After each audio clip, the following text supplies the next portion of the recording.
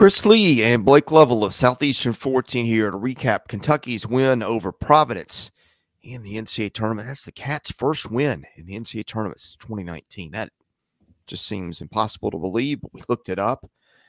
Blake, Kentucky did what it needed to do tonight. Oscar Tshiebwe had 24 rebounds. Jacob Toppin had yet another great game, and the Cats advance. Yeah, don't short Oscar rebound. 25 to finish the night off. He got the rebound on the last shot.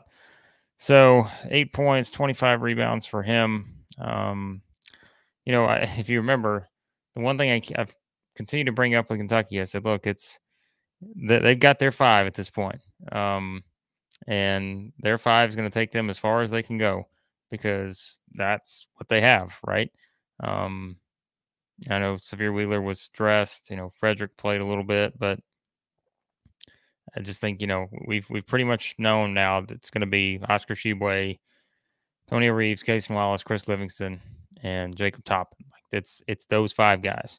And again, not to knock the guys that are giving them some minutes like Collins and Ware and Frederick and so forth, but I think we just look at what these 5 guys are giving them. Like they're going to go as far as they can with their starters. And we talked about the injury situation, all that this season. But hey, this was a first round tournament type game where you didn't expect it to be high scoring with these two teams.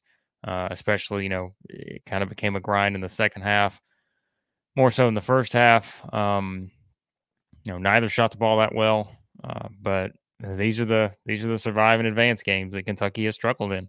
And I think it's, they found a way to survive and advance, even though I don't think you can say they played their best game, but it doesn't matter because all that matters is that you score at least one more point than the other team. And they did that. Reeves had 22. I've talked about him. I mean, I think that if you're trying to find that element to say, here's why Kentucky can make a run to a Final Four, it's because they do have one guy who can just completely go off at any time, scoring wise from 3. And that's not always something they've always had. Right. So, I mean, he hit 5 of 9 threes tonight. I mean, that's a big difference in a game like this where, again, neither team shot the ball that well, but to get that out of him, I just think was significant. You and I have talked a lot about Jacob Toppin at this point, just the consistency scoring wise that he gives you now. He's developed into, just a really good player. And so I was, like I said, Kentucky didn't play their best game, but I was impressed just in the fact that at how they sort of went about winning this game. And I think that's just getting that first one can always be the toughest for a team that especially just got upset last year as a number 2 seed. And so that's a big monkey off their back. Well, Kentucky didn't beat itself. 11 turnovers, 10 of 13 from the line, got some outside shooting, got inside play from its 2 bigs. I mean, got Case and Wallace healthy. You just, it seems like it's been a revolving door of health at guard for Kentucky this year. So I feel like Kentucky leaves the night feeling okay about where it is. Oh, for sure. I mean, I think they leave the night feeling good just because they won. Like I think that because if you think about what happened not last a given year, this tournament. Well, right. I mean, Fairleigh Dickinson beats Purdue, and Princeton beats Arizona, and so forth. Like that's what this tournament is, and Kentucky's been on the other end of that. As recent as last year, and that's why I said, this would be very interesting because they had all the pressure on them coming into this game. Maybe not as much pressure because you're a 6 seed and you're not a 1 or 2, but there's a lot of pressure whether you're Kentucky because look, Kentucky fans we know they watch the videos like, hey, in their mind, like again, that's the standard that's been built there over the years is you expect to when you get here, you expect it to be a 1 or 2 seed, and Kentucky's a 6, but there's still pressure. And I think that like we said, it was just going to be a matter of your guys have to step up, like the guys, right? Like we always say, like the guys have to step up in these kind of games. And Tshiebwe gets 25 rebounds. I mean, that's stepping up. Like that's a big game to get 25 rebounds, and that's why I said because they have a guy like this, just an absolute animal that can get 20 plus rebounds on any given night. They have a guy who can go off from 3 any given night.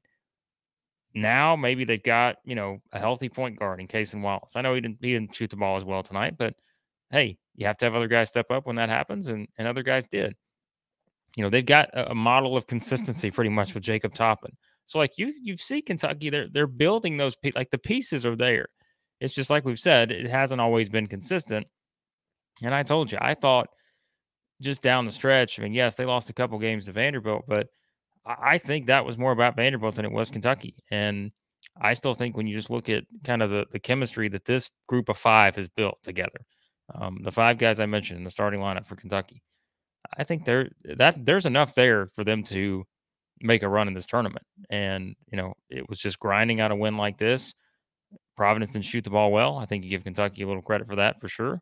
And hey, I mean, we talked about it. I mean, this was one that easily could have went the other way, but Kentucky was the one that made the plays, and their guys, stepped up, and that's what you have to do in this tournament. Kentucky would presumably get Kansas State. I say presumably because this tournament's been crazy. We've seen a 16 and a 15 win now. Thoughts on initially on a matchup with Kansas State, which beat a lot of great teams this year? Yeah, I don't know how far we should go with that just yet, because given what we've seen, who knows if that's going to be the matchup, because my goodness, this tournament is not, there's always kind of that lull. I think Thursday goes by and you see all these upsets, and like at the Friday morning session, I feel like usually, things go according to plan. You're like, oh, are we going to lose? Are we going to lose like Friday? Friday's going to be a day where you just don't see a lot of upsets. We got them all yesterday. We've seen that over the years. I think you may have thought that was going to happen today because it started off kind of quiet. Xavier came back against Kennesaw State. Now, like Fairleigh Dickinson said, I don't think so. I mean, Kansas State, we talked about Jerome Tang's first season there. I mean, they're a better defensive team, I think, than offensive team. They'll push the tempo. That's just how they want to play. They are a pretty experienced team, I think. I'd have to look. I mean, we talked about them before. Yeah, because they've got Keontae Johnson. Right. They've got Noel. They've got those guys, Desi Seals.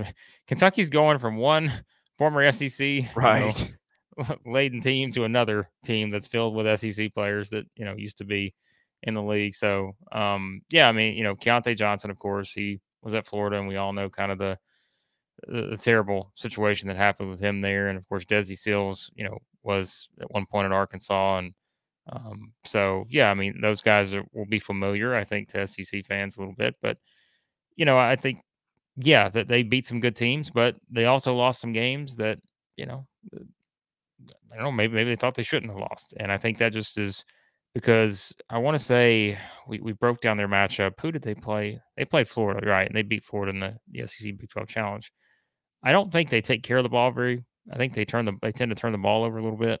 And so, I don't know if that's something Montana State could give them trouble with, because we're recording this as that game's going. And as of right now, Montana State holds the lead. So I'm not getting too far into Kansas State, but we will preview that game for Kentucky tomorrow. So that will be up tomorrow, looking ahead to Sunday's game for the Cats. But yeah, I mean, I just think that no matter who they get, I do feel like there's an exhale moment here for Kentucky where we got past this one, because everybody's talking going into it. Remember St. Peter's.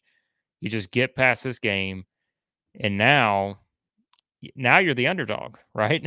Because you're the sixth, and that now, I mean, assuming you play Kansas State, you're the underdog. Now, you may not be if you play Montana State, but the rest of the way, if the seeding holds to form, which is a big if at this point, you're kind of an underdog here in the bottom part of this bracket. So, I mean, I think Kentucky, yeah, I've said it, man. I just think that these five guys, when they are clicking, they can be pretty good. You just want to see them continue to evolve. And I thought winning a game like this tonight, that was a step forward for Kentucky, just because it wasn't a pretty game. It kind of became a grind in the second half. But, we've seen other times at this point in the season where those games can go the other way for Kentucky, right? This one didn't. They found a way to win, and they are marching on. They are marching on indeed, and we will have those games covered. All the SEC games, we will be covering those when they are finished. We will be previewing all the ones to be played a day or two ahead of time. Best way to get that, hit that subscribe button, hit the like button. Those things help us. We are Southeastern 14 presented by Bearded Iris. He's Blake Lovell. I'm Chris Lee. We'll see you again soon.